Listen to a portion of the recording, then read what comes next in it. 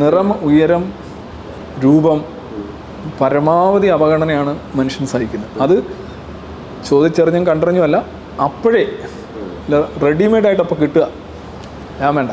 ഒരു റിസപ്ഷൻ ഒരു സീറ്റിൽ സുന്ദരിയോ സുന്ദരനെയോ നിങ്ങൾ ഇരുത്തു. നിങ്ങളുടെ ഒരു സ്ഥാപനത്തിൻ്റെ ഫ്രണ്ടിൽ ഒരു കയറി വരുന്ന ഒരാളെ സ്വീകരിക്കാനായിട്ട് അത്ര മെനയില്ലാത്ത ഒരുത്തെ ഇരുത്താൻ നിങ്ങൾ തയ്യാറാകുന്നില്ല. അല്ല, അത് അയാളുടെ പരിഗണന ഉണ്ടെങ്കിലും ചെയ്യാൻ പറ്റില്ലല്ലോ. കാരണം അതെന്താ കാര്യം, നിങ്ങൾ അവിടെ എടുത്ത സെലക്ഷൻ ഇത് കാണാൻ വരുന്നവരുടെ സെലക്ഷൻ കൂടിയാണ് അല്ലേ? അപ്പോൾ പൊതുവിൽ ഇവർക്ക് എവിടെയും അവരുടെ വീട്ടിൽ തൊട്ട് അവരുടെ ഈ ഉന്നത എല്ലായിടത്തും അവർക്ക് അവഗണന നേരിടുന്നു.